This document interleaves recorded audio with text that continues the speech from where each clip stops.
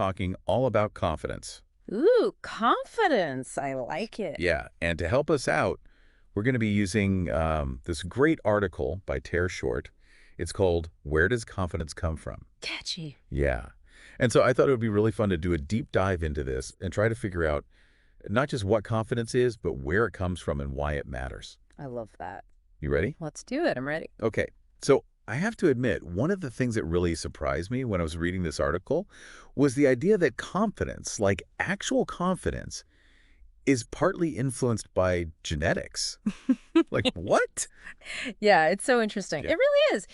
Tara mentioned this study by Nice, Sedekides, and Stevenson, I think it was Yeah. from 2002, and they actually found a link between genes and self-esteem. Yeah, so it's like some people are just predisposed to No, be more no. confident. Yeah. But don't go blaming your genes just yet Oh, no. if you're Yeah. feeling a little low on We confidence. have control. Right, because our experiences also play a huge role, and especially our childhood experiences. This is so important. Think about your childhood. Were you encouraged to try new things even if you thought you might fail? Or did your parents or caregivers cheer you on even when you messed up? I know my parents, I mean, they were always so supportive. Uh-huh. Even if I didn't succeed at something, it was just the trying Yeah, that was important to them. that's great. And I think that that has definitely shaped my own confidence. Yeah, Tara pointed out that that positive reinforcement, especially in those early years from parents or caregivers, it can really shape a child's sense of self-worth Yeah. and their belief in their own abilities. Sure. So important. But even if your childhood wasn't, filled with constant encouragement, it doesn't mean that you're doomed Right. to a life of low Oh, confidence. exactly. We're Yeah. always learning and growing. Totally. So that brings us to social learning. Yes. Can you explain what that is? Oh, I love social learning. So basically, it's this idea from Bandura's theory that we learn by observing others. Think about it. We've all been influenced by the people around us, especially those that we admire, whether it's our parents or teachers or even athletes or musicians we look up to. When we see them displaying confidence, it kind of subconsciously inspires us to believe that we can develop those qualities too. So it's like if we surround ourselves with confident people, Yes. some of that confidence It rubs off. might rub off on us. It's true. That's a good strategy. Yeah, it makes you think, right? Should we be more mindful of the company we keep Yeah. and the influences we expose ourselves to? Because if we want to cultivate confidence, surrounding ourselves with people who embody that quality, that could be a really good starting point. Yeah, and it's not just about passively absorbing confidence from others. It's also about actively learning from their Yeah. behaviors and mindsets. Totally. We can be really intentional about who we choose to learn from. Okay, so we've got our genes, our childhood experiences, and the Mhm. people we surround ourselves with. Yes.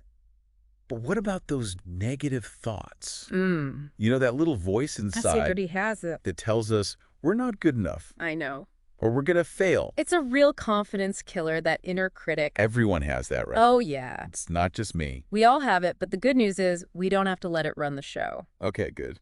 And Tara introduced this concept called pivot practices. Pivot practices. Yeah, which are basically techniques to shift your thinking away from the negative and towards more of a positive mindset. I like that. It's cool, right? So think about it this way. Cognitive behavioral theory suggests that our thoughts, they have a direct impact on how we feel and behave. So if we're constantly putting ourselves down or focusing on all of our perceived flaws, it's going to erode our confidence. But if we can learn to challenge those negative thoughts, those automatic negative thoughts, and replace them with more positive ones, we can actually start to rewire our brains for greater confidence.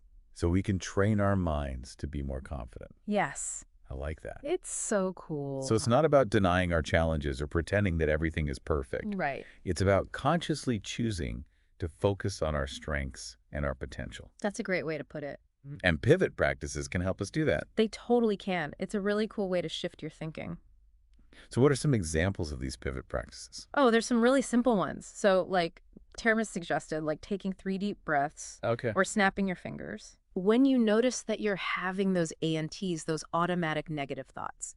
So it's really about interrupting that negative thought spiral and consciously shifting your focus to something that's more positive.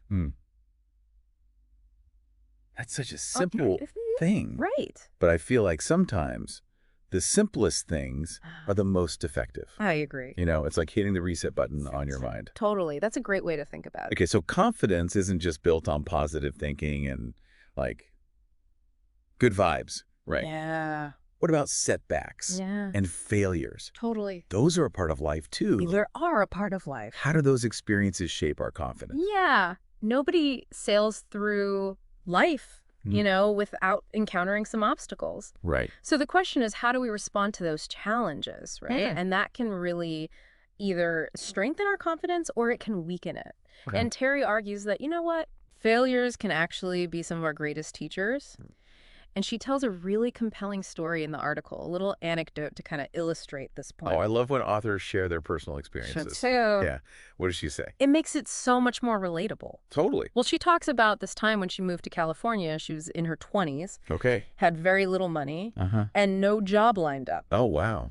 So talk about a leap of faith, Yeah. right? And I mean, it would have been so easy to just let fear and doubt take over, Oh, yeah. right? Yeah.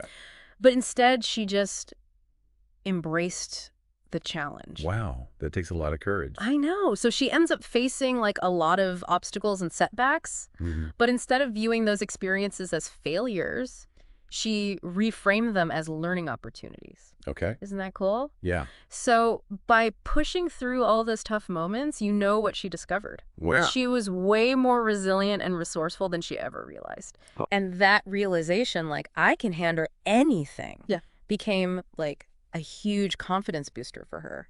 So it's like, failure is not the enemy Yes. of confidence. No.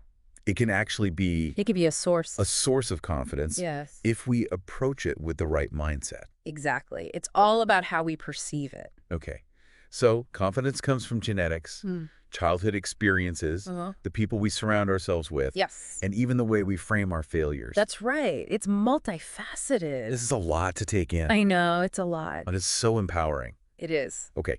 So how do we actually put all of this knowledge into practice? Yeah. How do we actually take all this Right. and make it work for us in our own lives? Great question. Well, Terry's article actually gets really practical about it. She offers a lot of tips and strategies and suggestions, and she says it all starts with self-awareness.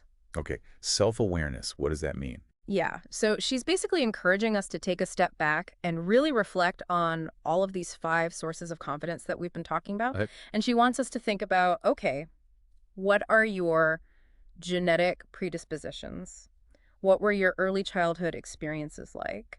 What role models have shaped you? Uh-huh. And how have you responded to challenges in the past? Oh, and one more thing. Right.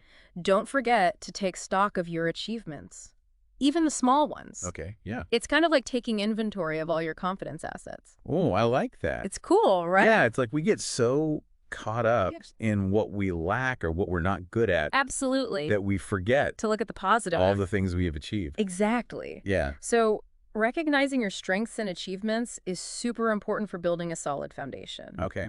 So once you have a clearer understanding of kind of your confidence baseline, where you are, Yeah. then you can start to set some realistic goals. Okay. So we're not aiming for like Olympic gold medalist No, on day one. not on day one. Baby steps. Okay. Small, achievable steps are key. Yeah. And Tara really emphasized that each win, each little win, no matter how small, it can build momentum and fuel your confidence. I could see how that would work. Right. It's like you check something off your list, no matter how small. It's like, yes, Yeah. I did that. Exactly, and it keeps you moving forward. Yeah, and it gives you that extra boost to keep going. Totally. Now, I have a question. Okay. Do positive affirmations actually work? Ooh, that's a good one. I used to think they were kind of cheesy, Yeah. but there's actually a lot of research to back up the effectiveness of positive affirmations. Really? Yeah. So when we repeat positive statements about ourselves over and over again, it can actually rewire our brains to believe those things. Okay. Think about it. Our brains are so adaptable, so if we're constantly feeding them negative thoughts, they're going to start to believe those thoughts are true. But the opposite is also true. So if we consistently affirm our strengths and our capabilities, our brains will start to believe those are true as well. So it's like we're planting these little seeds I love that. of confidence in our subconscious. That's beautiful. Yes. And with enough repetition, those A seeds sprout. will sprout